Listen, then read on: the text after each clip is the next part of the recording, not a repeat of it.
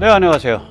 오늘 이제 그 시리즈 주적은 중국, 주전장은 서해와 한반도 그 시리즈의 마지막 3부입니다. 오늘 제가 좀 과격한 이야기를 하겠습니다. 중국이라는 데가 이게 그러니까 지능은 떨어지고 시스템 전체로 보면 또 시스템이 잘 안 돌아가죠. 당연하죠. 부패 심하고 독재니까, 전체주의 독재니까. 그런 대신에 이제 몸집은 무지하게 크단 말이에요. 이런 집단을 상대로 해서 우리가 이렇게 맞겨룬다, 그 자주국방을 한다라는 게 무슨 의미냐, 또 그 수단이 뭐냐, 그때 이제 우리가 어떤 전략적 목표를 가져야 될 거냐, 그리고 그때 사용되는 군사기술과 군사력은 뭐냐, 이런 걸 쭉 덧어 나가다 보면 결론은 이거 항모는 진짜 바보 같은 얘기다. 그 돈이면 그게 그래도 함재기 한 20, 30대만 F-35B 사면은 그게 뭐 7조를 달라 그러잖아요. 그 돈이면은 그 함재기만 그래요. 그러면 백값에다가 뭐에다 하면은 뭐 한 30조가 하는 거예요.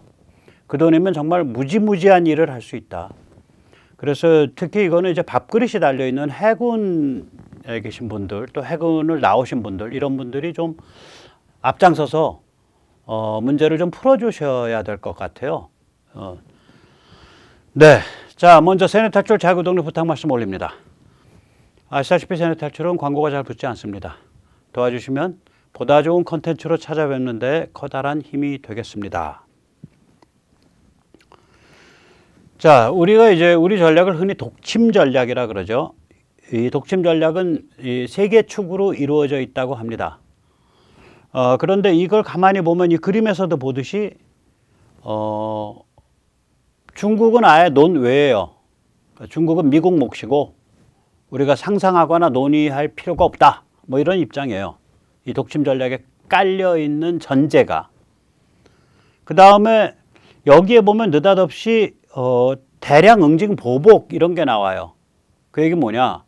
북한 자유와 북한에 대한 접수 해방은 개념이 없다는 소리예요. 이 삼축 체제에는. 그래서 공식적으로는 오직 북한만 상대로 하고 있어요. 그래서 북이 탄도미사일이나 핵탄도미사일을 쏠 것 같다. 뭐가 좀 심상치 않다. 그러면 선제 타격할 수 있다. 그게 킬체인이고요. 그 다음 북이 쐈다. 그러면 그거를 KAMD, 그 한국형 미사일 방어 시스템. 문재인이가 많이 늦춰놨죠. 서두르질 않았죠. 그래서 이제 막 될까 말까 합니다. 이제 내년, 내후년에. 그래서 이 북한에 대해서 미사일 방어하겠다. 세 번째는 그러고 나서 버르장머리를 가르쳐 주겠다. 대량 응징 보복하겠다. 이렇게 3축으로 이루어져 있습니다. 이걸 이제 독침 전략 3축이라 그러는데 가만히 보고 있으면 북한 자유화하겠다는 얘기 없고요. 그 다음에 중국은 논외예요.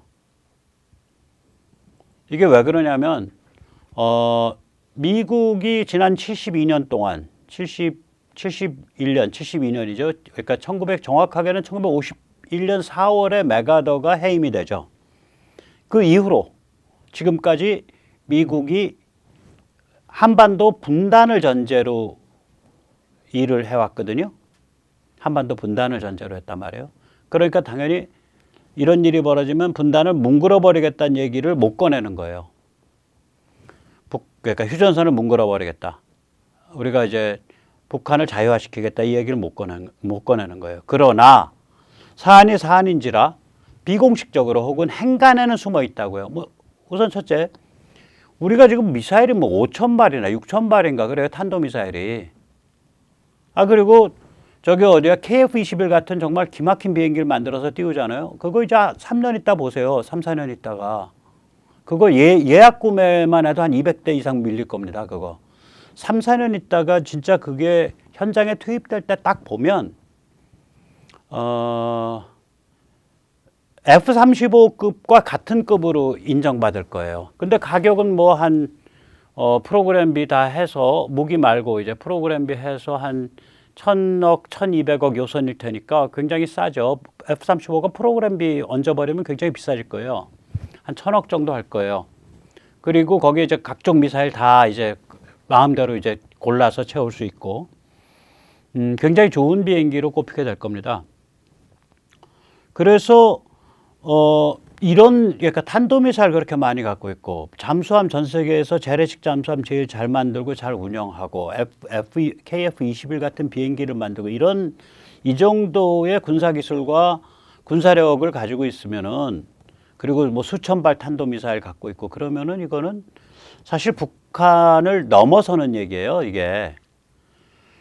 그래서 이거는 결국 암묵적으로는 중국을 주적으로 보고 있는 거예요. 그런 사람들이 군수 내부 곳곳에 있는 거예요. 더욱이 미국과 같이 세운 작게 5015에는 북한 자유화가 포함이 되어 있습니다. 그리고 육군의 최정예 군단 제7기동군단 그 7이 그게 의미하는 바가 북진이에요. 제7기동군단 보면 경례 자체가 북진이에요. 그래서 거긴 작전이 뭐냐면 유사시 딱 벌어지면 뒤는 보지도 않아. 그냥 그래서 7기동단은 아마 한꺼번에 안 몰려 있을 거예요. 그 전방 휴전선 155마일을 쭉 따라가지고 군데군데 이렇게 흩어져 있을 거예요. 그러니까 북진 노선이 각각 다른 거죠. 제7기동군단은 쫄병도 차 타고 다닌다는 거 아닙니까? 완전히 다 기계화돼 있고. 그리고 제가 어제 말씀드렸지만 윤석열 정부 들어서 지금 계속 사들이고 있는 무기들 보면 북한 급변 사태 터지면 그냥 미국 가겠다는 거예요. 북한 자유화까지. 그러니까 미국과 이제 호응이 된 건데 드디어 호응이 된 거예요. 그런데 뭐 그게 내일 당장 난다는 소리가 아니라 뭐 짧으면 한 2, 3년, 길면 한 10년 정도 안에 일어날 일입니다. 왜 그러냐면 중국 힘을 더 빼야 돼요. 더 빼놓고서 할 겁니다. 그러니까 일단 우크라 끝나고 러시아 힘 완전히 빼놓고 또 중국 힘도 완전히 빼놓고 그러고 갈 거라고 생각이 됩니다. 자, 이제 이런 상황인데 이제 그러니까 우리가 이제 독침 플러스를 생각을 해야 돼요. 북한 자유화까지. 이 북한 자유화를 생각을 하게 되면 초점은 북한이 아니라 중국이 됩니다. 지금까지 독침 전략은 뭐냐면은 중국한테 야, 네가 우리를 건드리면 너 죽어. 우리 탄도미사일 한 6천 발 갖고 있고 우리 SLBM 갖고 있어. 뭐 이런 얘기인데 이제 독침 플러스가 되면 이제 KAMD가 이제 고고도의 그러니까 LSAM-2가 올라가죠. 그거 지금 개발 중일 거예요. 그리고 그 아래 중고도인데 그 사실 고고도 바로 아래까지 가요. 그게 이제 LSAM이죠. 그 다음에 그 아래가 천공투, 그다음에 그 아래가 MSAM 뭐 이렇게 해서 한 4겹짜리, 3겹, 4겹짜리 우리가 저걸 KAMD, 그러니까 우리 한국형 MD를 만들었기 때문에 나는 덜 죽어, 나는 안 죽어, 안 다칠 수도 있어. 너는 근데 거의 죽어. 이 소리예요, 중국한테. 그래서 우리가 이제 여기서 자주국방이라는 게 뭐냐? 자주국방 좋죠. 자주국방 좋습니다. 근데 자주국방이 뭐야? 어느 정도까지가 자주국방이야? 뭐가 자주국방이야? 그러면 저는 독침 플러스의 5대 전략이 자주국방이라고 생각합니다. 우선 첫째, 유사시 우리의 피해를 줄이고 중국 북부 정부에 치명타 입힌다. 북부 정부라 그러면 이제 만주하고 산둥입니다. 가운데 허베이, 베이징 있는 데는 이제 중앙 정부죠. 북부 정부가 이제 한반도 겨냥하고 있는 데거든요. 만주와 산둥입니다. 북부 정부에 치명타를 입힌다. 그 다음에 유사시에 휴전당하지 않는다. 우리가 1953년에 휴전당했죠. 그 얘기는 뭐냐? 상황 벌어지고 나면 끝내는 것은 우리 의지, 우리 선택이다 이거예요. 다시 말하자면 미중 간의 물밑 거래에서 끝내지 못한다. 1953년에는 미중 사이의 물밑 거래에서 끝낸 겁니다. 그 다음에 세 번째는 뭐냐? 궁극은 북한 자유화 및 그 뒷감당이다. 북한을 자유화시키고 나면은 당장 프레셔가 중국으로 가기 때문에 중국이 일단 뭐 한반도에 진입하지 않는다고 하더라도 굉장히 여러 가지 도발을 할 수가 있어요. 뒷감당이 만만치 않습니다. 그 백파이어죠. 중국의 반발이. 그러니까 궁극은 북한 자유화 및 그 뒷감당. 그러니까 중국 반발 억제. 네 번째는 뭐냐? 필요하면 미국 눈치 안 보고 중국과 어깨싸움 하겠다. 이때 어깨싸움이라고 뭐냐? 불법어로 단속하고 뭐 필요하면 군함이 한번 들이받는 스쳐서 서로 기스나기도 하고 전투기가 충돌할 뻔 안 할 뻔 스쳐가기도 하고 야 중국 입장에서 야 저거 잘못 건드려서 약 올렸다가는 정말 큰일 나겠다. 라고 딱 기세를 세워야 된다고. 이게 지금 미국이 그걸 계속 뜯어 말려가지고 우리가 그걸 못 해왔어요, 이때까지. 그 다음에 다섯 번째는 뭐냐. 필요하면 미국 반대에도 불구하고 북한에 한 방 날릴 수 있다. 버르장머리 없이 굴면. 천안함 때 날리려고 그랬는데 오바마가 말려서 못 날렸죠. 연평도 때 날리려고 그랬는데 오바마가 말려서 못 날렸습니다. 그러니까 미국은 한반도에서 불길 번져가지고 터질까봐 그냥 우리 손을 꽁꽁 묶었던 거예요. 최근까지. 그거가 풀린 거예요. 트럼프 때부터 풀리기 시작해서 이제 완전히 풀린 거예요. 이 5가지가 돼야 자주국방이 될 겁니다. 자주국방의 목표입니다, 이게. 필요하면 중국과 어깨 싸움 해갖고 한번 퍽 밀어보기도 하고, 북한이 이상한 도발하면 쥐어 패기도 하고, 유사시 벌어지면 휴전당하지 않고, 궁극은 북한 자유화 및 중국의 반발이라는 그것을 우리가 억제할 수 있고, 그 다음에 중국이랑 한판 붙게 되면은 우리 피해는 줄이고 중국 북부 정부는 완전히 괴멸시킬 정도의 힘. 그게 우리의 목표입니다. 그게 자주국방이라고 생각해요. 그러면 이 자주국방을 다시 한번 우리가 해석을 해보죠. 그러면 그거가 어느 정도 힘을 가져야 그런 자주국방이 돼? 그걸 정확하게 좀 정의를 해봐. 그러면 저는 이렇게 봅니다. 자주국방의 군사력을 우리가 생각을 하려면 몇 가지 조건부 그 상황을 생각을 해야 돼요. 그래서 조건부 우위, conditional superiority, 조건부 우위예요. 네 가지 차원의 조건이 된다고 했을 때 그때 우리가 우위해야 된다 이거예요. 한마디로 말하면 중국이 비핵으로 부전구 병력만 사용할 경우 상당 기간 동안 한국만이라도 미국 서포트 없이 서해 한반도에서 중국에 대해 우위를 가질 수 있어야 된다. 그게 자주국방이 도달해야 될 군사력입니다. 그러니까 상황의 조건이 미국 없이 한국만 일정 기간 동안 버텨야 하는 최악의 상황. 그걸 전제해보자 이거예요. 전장의 조건이 서해와 한반도. 그걸 전제해보자 이거예요. 강도의 조건은 뭐냐? intensity. 그러니까 conditions for intensity. 그러니까 강도의 조건은 비핵, 핵무기 안 쓴다. 그 다음에 교전 상대는 누구냐? 중국군 전체가 아니라 중국인민해방군 북부 전구입니다. 중국은 여기저기 사방에 적이 많아서 함부로 다 이쪽으로 다 못 뺍니다. 그러니까 중국인민해방군 북부 전구를 상대로 해서. 그러니까 요약해서 말씀드리면 중국이 비핵으로 북부 전구 군사력만 사용하는 경우 한국만으로도 서해 한반도에서 중국에 대해 치명상을 입힐 수 있어야 된다. 그게 자주국방이 도달해야 될 군사력이다. 이 정도 결기와 비전이 있어야 자주국방입니다. 참 이상한 일이에요. 이걸 어떻게 군대에 있는 사람들도 얘기를 안 하고 군을 제대한 그 퇴역 군인들도 이 정도 얘기를 안 해요. 왜냐하면 퇴역 군인들이 이제 좀 이렇게 결기도 있고 다 괜찮으신데 좀 너무 점잖은 자리들을 이렇게 항상 갈 수 있는 상황이에요. 그분들이. 그러다 보니까 입 바른 소리 하시는 분들이 드물어요. 의외로. 제가 모 장관도 한번 그때 종전선언에 대해서 모 장관도 접촉을 해봤는데 안 나서겠다 그러고 또 한미 그 연합사 출신으로 미국과 굉장히 가까운 또 뭐 다른 퇴역 장군도 접촉을 해봤는데 아주 고위 장군이죠. 포스타 그분도 안 나서겠다 그러더라고요. 문재인 종전선언 비판할 때. 그래서 그때 국제 세미나 할 때 나오셨던 분들이 참 감사하게 생각을 하는데요. 뭐 그러니까 원스타 투스타 정도로 아주 그 브레인 집단에서 마지막 봉직하신 분들이에요. 그러니까 이게 위로 올라가면 시니어 멤버가 되면 잘 입 바른 소리를 잘 안 하시더라고. 그 특징이 있어요. 자, 그래서 쉽게 얘기하면 공룡은 쥐에 물려 죽었습니다. 이게 왜 그러냐? 이제 날씨가 추워지니까 공룡이 이제 그 해가 떠가지고 해바라기를 해야 피가 덮여져서 돌면서 움직일 수 있게 돼요. 그 움직일 수 있는 시간이 점점 줄어드는 거예요. 그럼 못 움직일 때 이제 쥐떼가 덤벼갖고 이제 뜯어먹는 거예요. 그러면 염증 생기고 비실비실하다가 죽는 거죠. 그러니까 설치류 때문에 죽었다고 공룡이. 그렇게 보는 사람들이 있어요.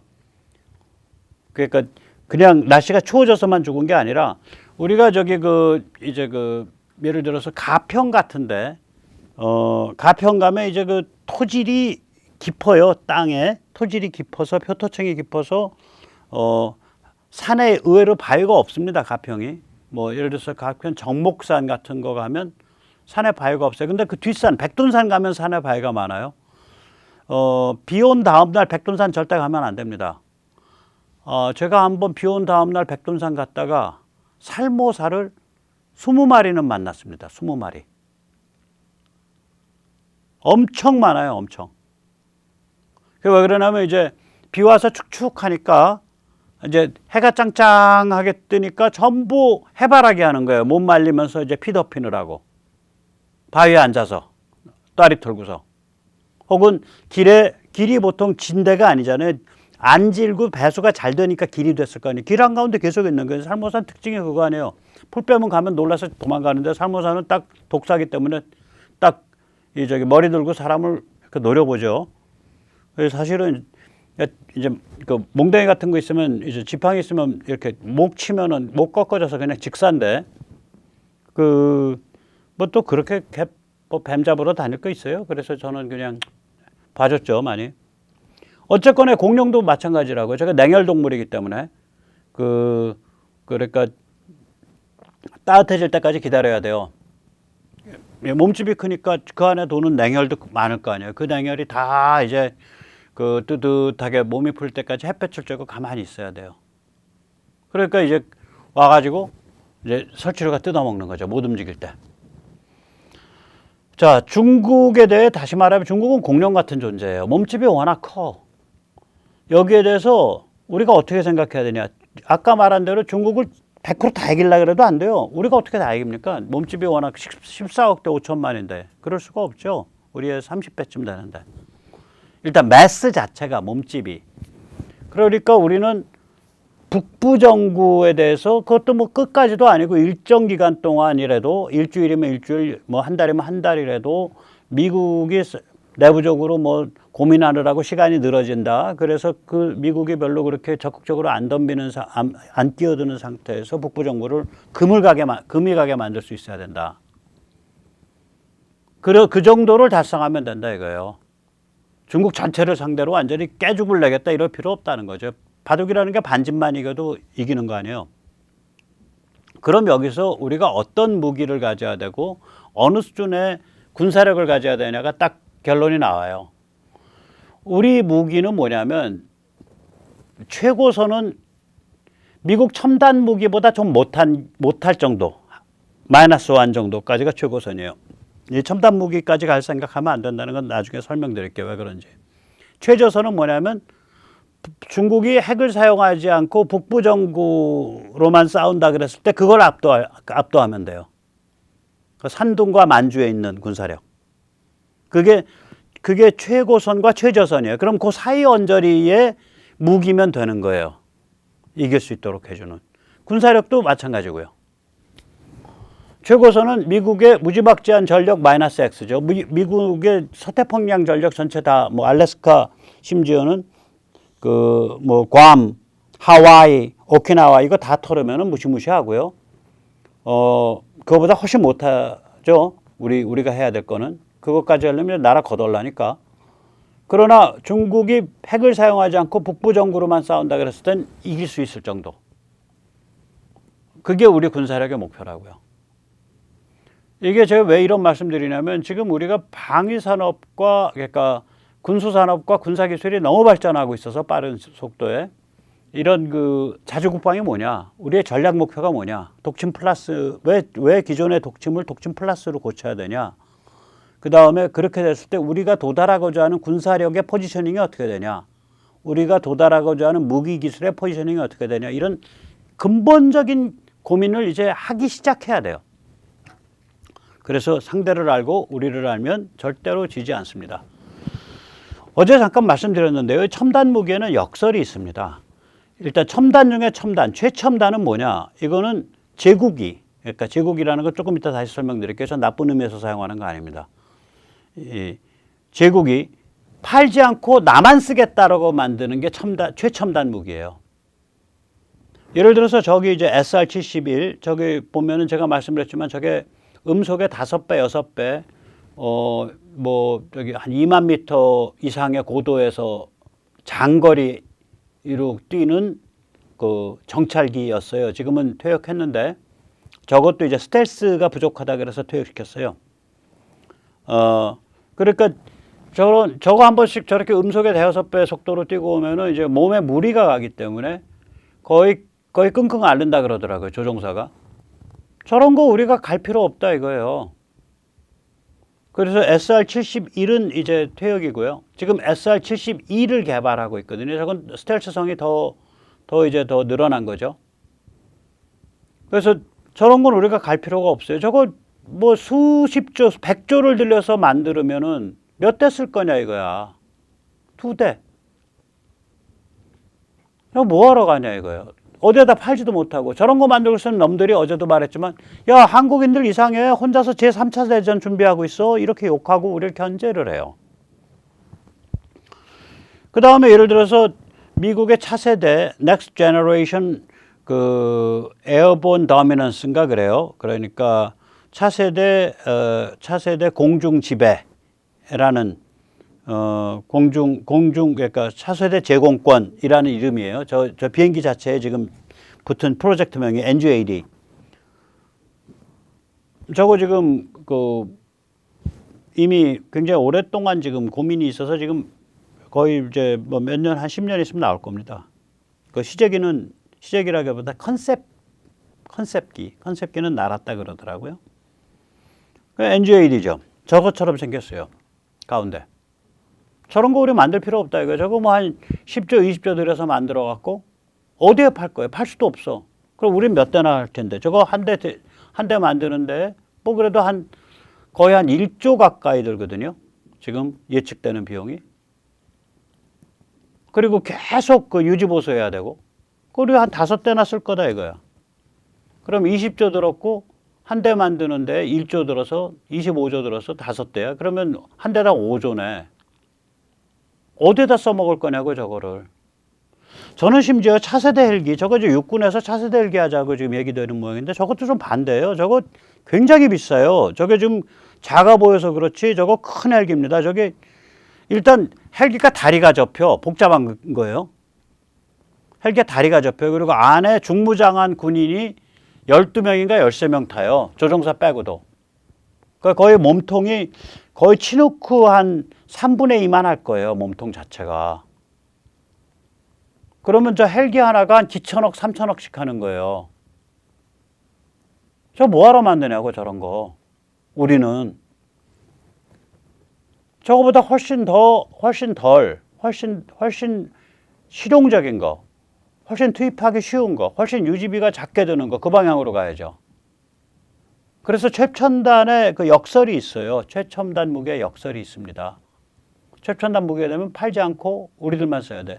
우리 지금 KF-21도 실제로 한 3년 반, 4년 후에 저거 완성되면 미국이 신경 많이 쓸 거예요. 저게 F-35는 그 시점 되면 F-35는 약간 넘어설 것 같고 이게 무장창을 내부에 넣던 안 넣던 간에 워낙 기능이 좋아서 그 다음에 무장창까지 내부 무장창까지 넣으면 F-22를 찜쪄 먹을 것 같거든요. 그러니까 F-25보다 좀 늦은데 지능이 워낙 좋고 멈티를 하니까 멈티 그러니까 그 드론을 몰고 다니니까 그래서 F-22보다 좀 나을 수 있어요. 저게 F-25보다 속도는 좀 줄어들지만 그러면은 미국 입장에서 신경 쓴다고요. 불과 4년 후인데 3년 반 4년 후인데 뭐 안에까지 뱃속에 집어넣는 것까지 하면 5년.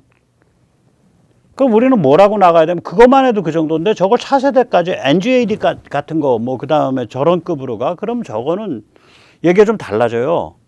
KF-21만 해도 우리 어떻게 팔아야 되는? 미국 보고도 사달라 그래야 돼. 야, 너희가 한 500대 사주면 너희가 반대하는 데는 안 팔게. 그렇게 승부해야 돼요. 저거. 비행기가 워낙 좋아지면 그렇게 아주 어깃장을 놔야 돼요. 너희가 한 500대 사줘. 미군용으로. 300대라도 사줘. 그러면 너희가 반대하는 데는 안 팔게. 그 다음에 너희가 팔면서 이런 기능 다운그레이드 하라라고 너희가 얘기하면 그거 지켜줄게. 그래서 퉁쳐야 돼요. 한 300대, 500대 미국이랑. 저게 첨단으로 갈수록 그런 문제가 있다니까요. 시장의 역설이 있어요. 그리고 첨단 무기는 미국이 최대 시장이에요. 그래서 또한 미국의 우방에만 판매해야 돼. 일본의 역설이 있어요. 첨단 무기일수록 일본을 고객 우방으로 대우해 줘야 돼요. 인구가 1억 2천만이나 되고 소득이 4만 달러 가까이 되는 그런 나라인데 우리보다 이제 이번에 엔저가 아주 심해서 우리보다 이제 명목소득이 낮아졌다 그러지만 그 저력 있고 그 아무리 저기 썩어도 준치라고 아무리 늙어서 무기력해지고 이상하게 좀 됐지만 그거 아마 무기 제대로 사면 한 100대 200대 사는 데 아니에요. 그러니까 우리 입장에서는 고객으로 모셔야지. 그럼 일본이 군사력이 강해지면 한국이 위험해지지 않냐. 아이고 수돗물은 우리가 갖고 있습니다. 수도꼭지는. 그런 걱정이랑은 하시지 마시고요. 그래서 이 첨단 무기의 역설이 있습니다. 우리가 이런 거 염두에 두고 우리의 군사기술 전략과 우리의 국방력 전략을 좀 생각을 해봐야 돼요. 방위력 전략을. 여기서 이제 미국과의 관계인데요. 저는 이제 미국을 21세기의 제국이라고 봅니다. 이때 제국이라는 거는 글로벌 관점과 글로벌 리더십을 가진 나라예요. 우리 민족, 우리 국가, 그리고 나머지는 버러지 이런 게 아니에요. 그거는 이미 페르시아 2500~600년 전에 페르시아의 그 페르시아 제국을 만든 그게 이제 인류 역사상 최초의 제국이라고 말을 하는데요.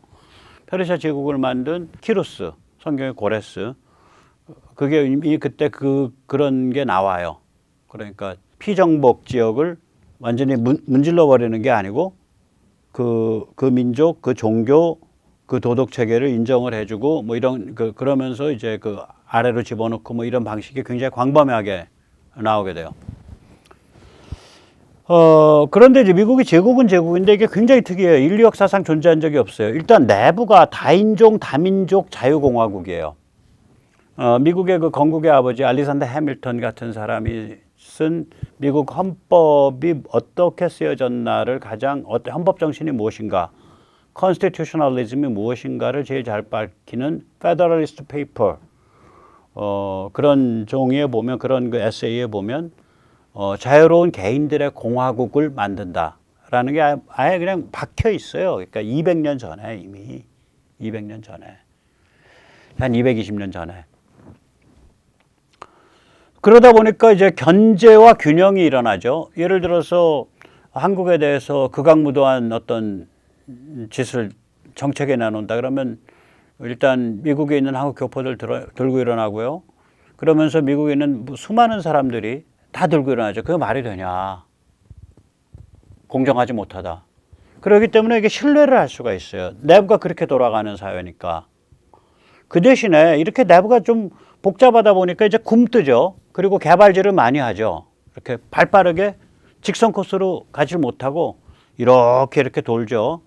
프랭클린 루스벨트가 예를 들어서 중일전쟁 터졌을 때 개입 못하고 1937년에 1939년에 유럽에서 세계 제2차 대전 터졌을 때 개입 못하고 40년에 자기 대통령 선거 이기고 난 다음에서야 유럽에 대한 그 군사 지원, 영국에 대한 군사 지원을 본격화하죠. 그때 발표한 게 40년 12월에 발표했을 텐데 대선 이기고 나서 그게 이제 Arsenal of Democracy, 그러니까 민주주의를 위한 병기고 무기고라는 내용의 그 연설이에요. 유명하죠. Arsenal of Democracy. 그런데 그래서 처칠 같은 사람은 이제 그런 말을 하죠. 미국 사람들은 항상 옳은 일을 해. 근데 다른 거 다 해보고 다른 뻘짓 다 해보고 나서 옳은 일 해. 그렇게 얘기하죠. Americans always do the right things only after they have exhausted all other choices인가 they have exhausted every alternative인가 그래요. 그러니까 미국인들은 모든 가능한 다른 거 다 해보고 안 되면 그때 옳은 일 해. 예, 그러니까 굼뜨고 개발질을 많이 한다는 소리예요. 자, 그런데 이제 미국이라는 데가 저런 특성이 있기 때문에 우리 입장에서 또 인류의 입장에서 보면 미국의 글로벌 리더십을 유지해 주는 것이 훨씬 더 이익이에요. 그러니까 안미경중 이런 건 참 골빈 소리죠. 안미경중, 안보는 미국, 경제는 중국. 아닙니다. 미국의 리더십을 유지해 주는 게 우리한테 이익이라고, 인류한테 이익이에요. 저런 제국이 없어요. 그렇잖아요. 저런 제국이 없다고요. 그런데 이제 미국의 약점이 한 두어 가지 있습니다.